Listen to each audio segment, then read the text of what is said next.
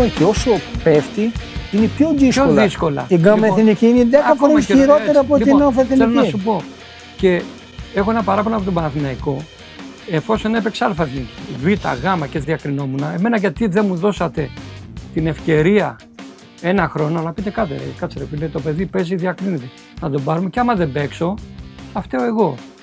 Έτσι δεν είναι, Μαρτσέλο? Εμένα δεν με φέρατε ποτέ και τι, μου κάνανε και κακό, γιατί 30 χρονών συμπληρώνω πενταετία στην Κόρινθο και τότε τα συμβόλαια θυμάσαι τι ήτανε.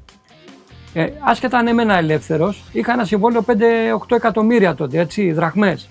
Έπρεπε να φέρω και τα 8 εκατομμύρια και συν τι άλλο θα μου δώσει η ομάδα. Δεν έμενα δηλαδή επί της ουσίας ελεύθερος. Και με ζητάει τώρα ο Ιωνικός που είχε πάει ο Ηλίας ο Σαββίδης, το θυμάσαι ο Σαββίδης. Ναι. Και μου λέει ο Κανελάκης συγχωρεμένος, μου λέει Χρήστο, πάρ' την ελευθέρα σου και έλα, αλλά σαν ελεύθερος μην ανακατεύεις με Παναθηναϊκό. Και δεν με αφήσανε, Μαρτσέλο μου, να πάω να παίξω εκεί 30 χρονών στα 31, να παίξω 3-4 χρόνια που είχα την τρέλα μου, να πάρω 5 δραχμές και να παίξω ελεύθερο ούτε τότε. Το καταλαβαίνεις αυτό το πράγμα? Τι πόλεμο έφαγα. Και στη Βραζιλία είχαμε τέτοια. Δηλαδή, είχατε και εκεί τέτοια. Εσύ μπορούσε να μην είχε συμβόλου, έλυσε το συμβόλου. Αλλά δεν ήσουν ελεύθερο. Δεν θα μπορούσε να πάει σε μια ομάδα. Με τέτοια. Το Πελέ έκανε ένα νόμο, ο νόμο Πελέ, και όταν έλυσε το συμβόλαιο, τότε αυτόματα έμενες ελεύθερος στη Βραζιλία. Τότε. Και αναγκάστηκα στα 32 μου να πάω πάλι στο Ρέθυμνο μου, που το αγαπάω το Ρέθυμνο, έτσι. Και μετά πήγα λόγω του παιδιού, επειδή ήμουν ανδιάσταση και το παιδί ήταν στη Σουηδία, πήγα και έπαιξα στη Σουηδία σε μια ομάδα. Έπαιζες και στη Σουηδία. Στην Ασσυρίσκα, μια καλή ομάδα εκεί στο Σεντερτέλια, έξω από τη Στοκχόλμη, και ανεβήκαμε από τη Β' στην Α εθνική. Έκατσα εκεί μέχρι τα 34-35. Πες μας τώρα, γιατί είναι ωραίο αυτό, η εμπειρία να ζει στο σουηδικό. Αλλά κοίτα, δεν μιλάμε για το σουηδικό τώρα, το 2027. Εγώ πήγα σε μια ομάδα η οποία είχε παίκτες από διαφορετικές εθνικότητες. Δεν ήταν καθ' αυτού σουηδική ομάδα. Τότε εντάξει, οι Σουηδοί παίζανε το ποδόσφαιρο το αγγλικό πάνω κάτω. Ξέρεις, παίζανε 2-3 μεγάλες μπαλιές. Ορμάγανε, δύναμη και τέτοια. Εμείς είχαμε πιο τεχνική ομάδα. Δηλαδή γιατί ήμασταν παίκτες από διαφορετικές εθνικότητες. Είχαμε καλή ομάδα, ναι. Λοιπόν, και αυτή είναι έτσι η ποδοσφαιρική πορεία. Αλλά πες μου την εμπειρία, δηλαδή πώς είναι το χώρο για προπόνηση. Εντάξει, είχαν 4-5 γήπεδα, ξέρω εγώ. Όταν μιλάμε για Σουηδία, αυτά που μας έρχεται στο μυαλό είναι πάγκο μέχρι 1 μέτρο. Όχι. Εγώ πήγα. Ξεκινάει Απρίλιο και τελειώνει Οκτώβριο, πριν αρχίσουν τα χιόνια. Η παγωνιά, ναι. Αλλά οργανωμένο. Ναι, καλά, εντάξει, δεν το συζητάμε. Είναι και χώρα πολύ προηγμένη. Δηλαδή, Σουηδία και σε θέματα ομάδων, οργάνωσης, ομοσπονδίας. Είναι καλύτερα. Αλλά σου λέω τώρα για τον Παναθηναϊκό, το μόνο μου παράπονο είναι αυτό. Ότι δεν με βοήθησε. Αλλά ο κόσμος του Παναθηναϊκού σε αγαπάνε. Εμένα με αγαπάει όλος ο κόσμος, με αγαπάνε. Γιατί δεν είναι εύκολα. Έδειξα ότι έπρεπε να μου δώσουν μια ευκαιρία. Και δεν είναι και εύκολο.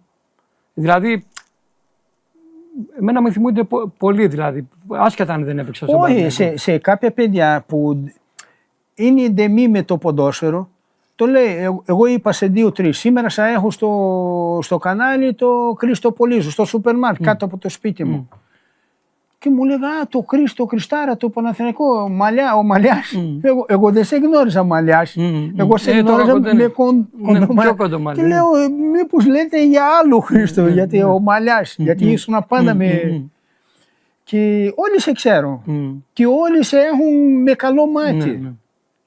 Ίσως από το Παναθηναϊκό, ίσως από την Κόρινθο. Όχι, από τον Παναθηναϊκό μόνο. Εντάξει, τι να κάνουμε, δεν πειράζει, τι να κάνουμε. Συγκυρίες. Ήσουνα και Παναθηναϊκό. Βέβαια, είμαστε και Παναθηναϊκοί. Είσαι Παναθηναϊκό. Είναι ωραίο πράγματα να παίζεις στην ομάδα της καρδιάς σου, δεν είναι? Εντάξει, πήγαμε σε μικρή ηλικία, δεθήκαμε. Εντάξει, αντιμετωπίσαμε καταστάσεις δύσκολες και εκεί. Αλλά εντάξει, παραμένουμε Παναθηναϊκοί όπως και να έχει. Αλλά πώς ήταν ο Παναθηναϊκό από μέσα στην εποχή του κ. Βαρδινογιάννης, ας πούμε? Εντάξει, ο κ. Γιώργος. Είχα τα πάντα, εσείς είχατε ό,τι χρειαζόταν.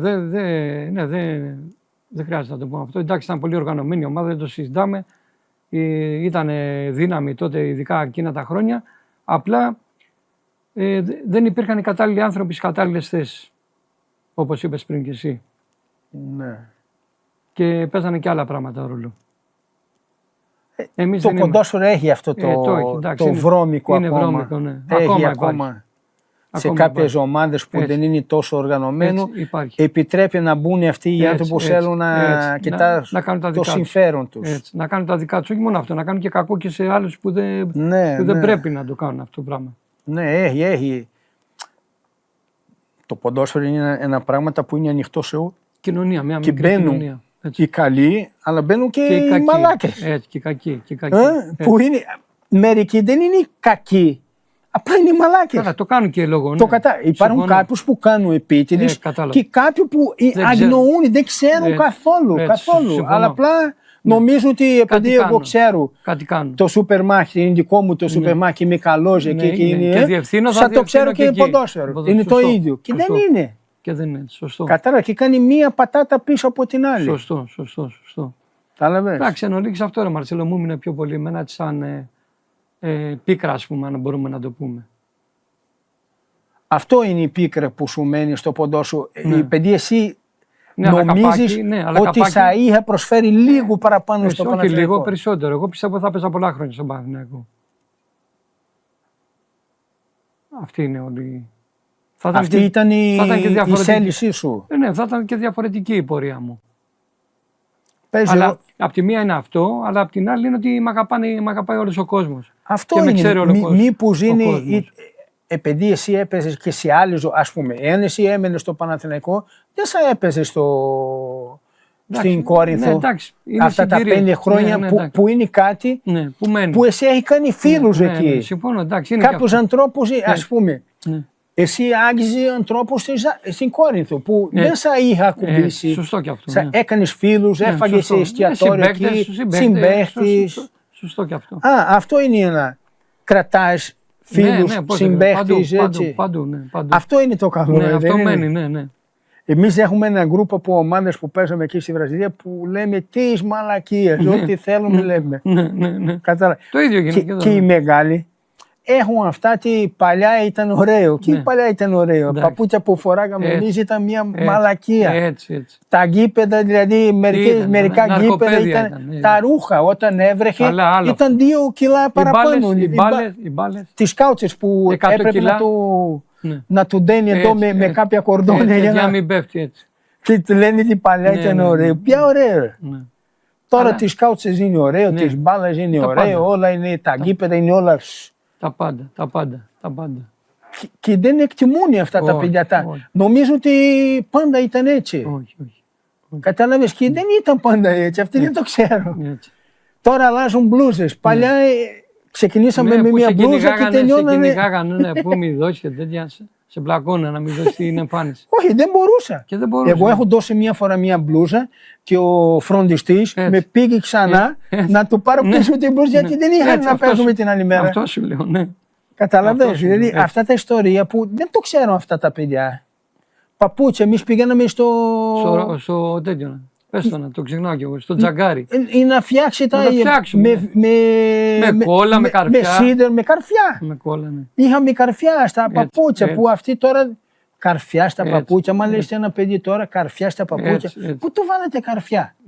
Γιατί ήταν τέρμα και. Έτσι, έφευγε, ξεκολλάει και έφευγε. Πού να το ξέρουν αυτά τα παιδιά. Και τους φίλους που έχουμε κάνει είναι ωραίο. Τα πάντα. Κοίτα, και εγώ έχω κάνει και δουλειά επειδή εγώ είχα φίλους. Κάποια στιγμή πάω στη Βραζιλία να μιλήσω με ένα παίχτη και φτάνω εκεί και ο κολλητός μου ήταν ο μόνος για αυτό το παίχτη και έγινε η δουλειά. Πάμε Χριστό, η εθνική έχει παίζει ποτέ εντάξει, εγώ έπαιξα παιδών νέων, εθνική παιδών και νέων και με είχα καλέσει όταν ήμουν στο Πανεπιστημιακό, ο συγχωρεμένος ο Στέφανος ο Πετρίτσης με είχε καλέσει και Ολυμπιακή ομάδα. Τότε γινόταν οι αγώνες το 1984 στο Μόντρεαλ, στον Καναδά. Μόντρεαλ. Ναι, και με είχε καλέσει. Δηλαδή ήμουν μοναδικός παίκτης που είχε καλέσει από τη Γάμα Εθνική και από το Βόρειο. Ήσουν Γάμα Εθνική. Και με είχε καλέσει και ήταν όλοι Αλφα Εθνική. και ήμουν μοναδικός παίκτης που κάλεσε από γάμα εθνική. Να το ένα πράγμα που δεν έχω ξαναδεί. Ναι. Στη Βραζιλία Ναι. αποκλείεται. Ναι. Δεν το παίρνουν ούτε από Ναι. Β. Ναι, από γάμα εθνική. Μπράβο. Ναι. Και ένα άλλο τώρα, ας πούμε, μια άλλη ιστορία. Πάμε. Ιστορίες θέλουμε ναι. να ακούμε. Ναι. Παιδιά, μην ξεχνάτε να γραφτείτε στο κανάλι, να βάζουν την καρδούλα, το πώς το λένε, το καμπανάκι για να μας βοηθήσουν για να φτάσουμε αυτή η ιστορία που έχει ο Χρήστο παντού. Έτσι. Τι ήθελα να πω. Ναι, άκου τώρα. Εμείς εδώ ψοφάμε για ιστορίες. Έχουμε βγει καλύτερη επαρχιακή ομάδα στην Α-Εθνική. Ποια ομάδα μιλάμε? Η Κόρινθος. Είχαμε περάσει και τον Όφη και τον Ηρακλή που ήταν ομαδάρες. Ναι, ναι.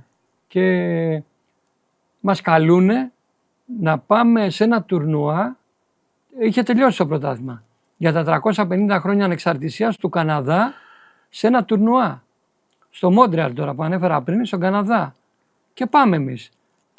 Δηλαδή είχε τελειώσει το πρωτάθλημα. Άλλοι πηγαίναν διακοπές. Είχαμε πάει μισή και μισή. Κάποια παιδιά τα οποία τα δοκιμάζαμε να τα πάρουμε στην Κόρινθο. Να μην στα απολογώ.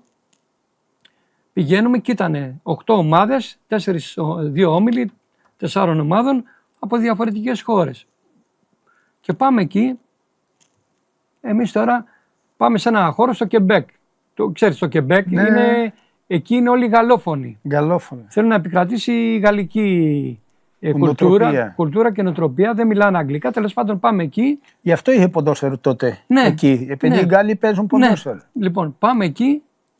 Εμείς λέγαμε τώρα, άντε πάμε εκεί, χαβαλέ, διακοπές, να κάνουμε τις βόλτες μας και συγγνώμη για την έκφραση, ξέρεις, τις βλακίες μας. Τέλος πάντων, με το που πάμε εκεί, Μαρτσέλο,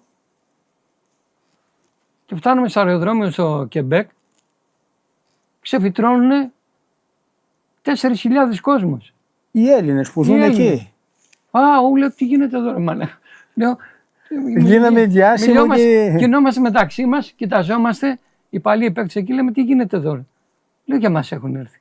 Και πάμε και τώρα ήταν μεγάλη υπόθεση. Περιμένω κανένα τραγουδιστής, κανένα pop star, κανένα ηθοποιός. Πάμε, τουρνουά, πάμε τώρα εμείς να κάνουμε προπόνηση. Είχαμε προπονητή το Λιβαθινό, το Σπύρο. Ναι, το κύριο Σπύρο. Λοιπόν, πάμε στο ξενοδοχείο, μιλάμε, λέμε αλλαγής, τι κάνουμε τώρα εδώ, πρέπει να πάμε να είμαστε σοβαροί, να κάνουμε και προπονήσεις, ξεφτυλιστούμε. Τώρα ήρθαν 4 άνθρωποι, γιατί εκεί ήταν όλες οι εθνικότητες, Αργεντίνοι, Βραζιλιάνοι, Ιταλοί, Καναδοί, Γάλλοι, ό,τι θέλεις ήταν. Και ήταν τώρα.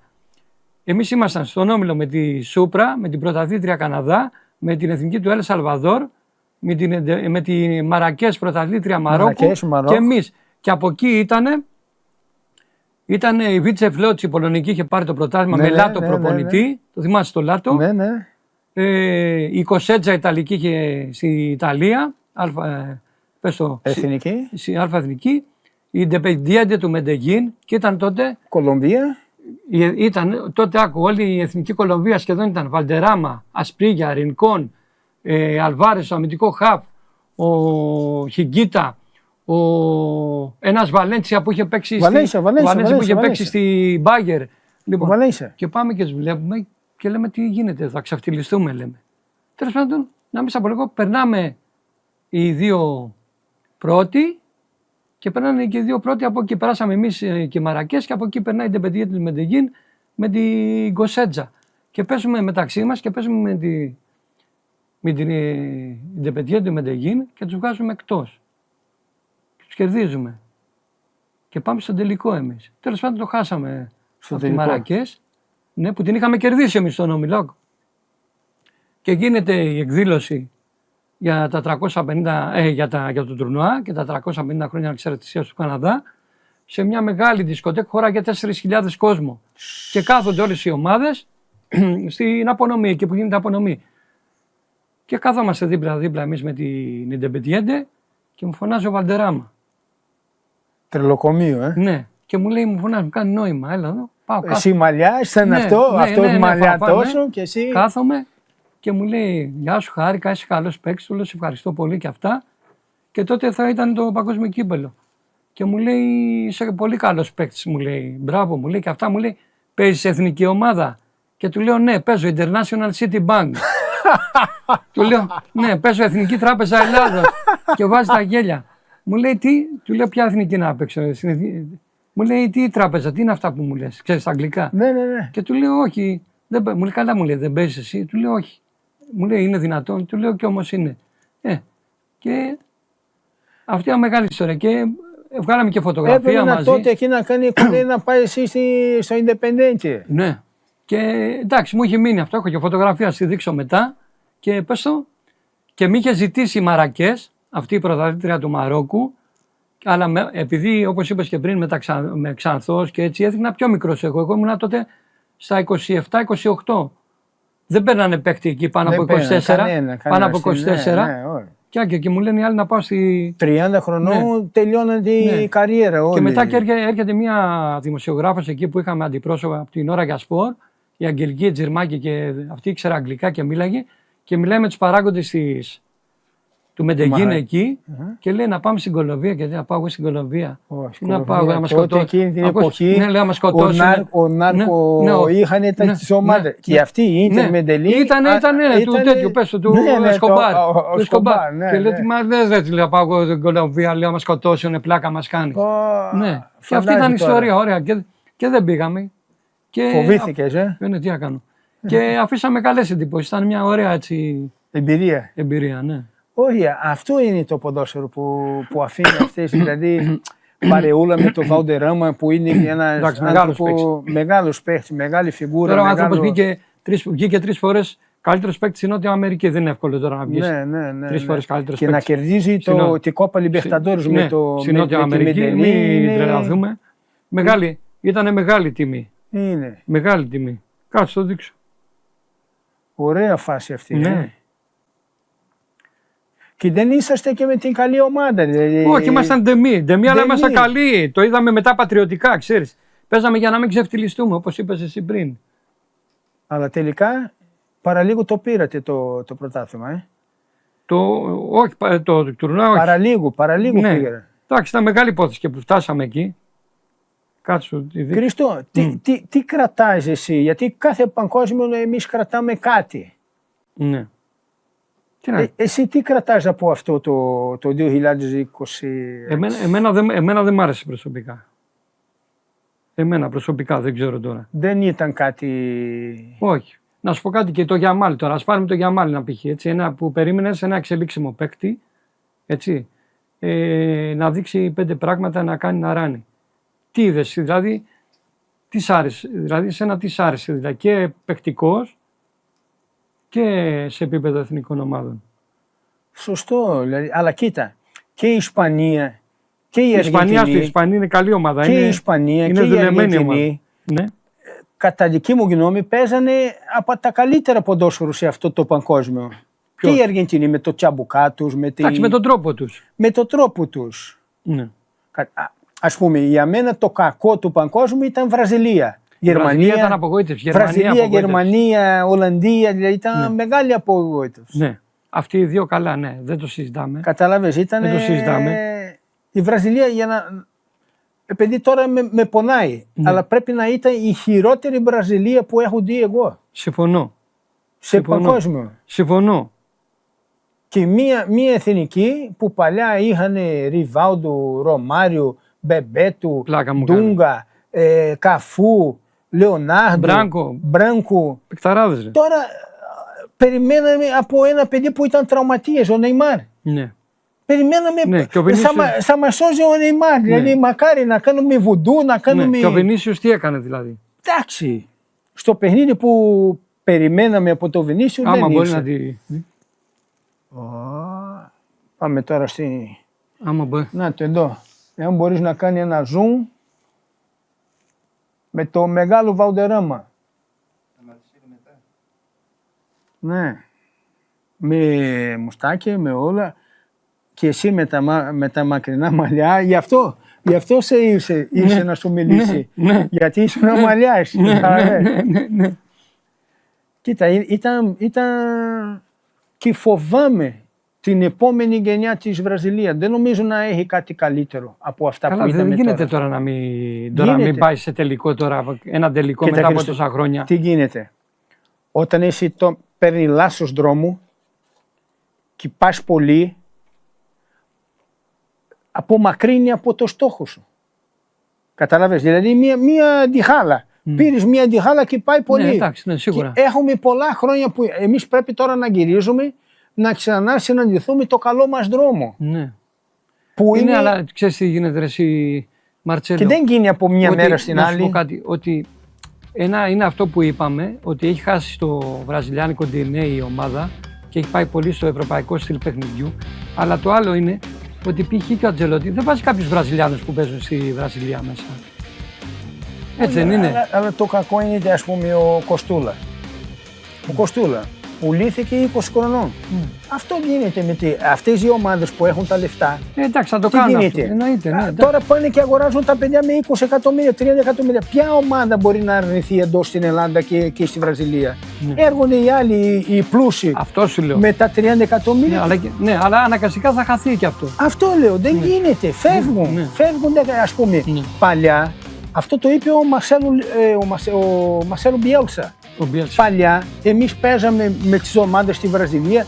Ήταν ο Καφού, ήταν ο Ρομπέρτο Κάρλο, ήταν ο Εντιμούντο, ήταν ο Ρωμάριο, ήταν ο Μπεμπέτο. Ήταν όλοι εκεί, παίζαμε στις ομάδες της Βραζιλίας.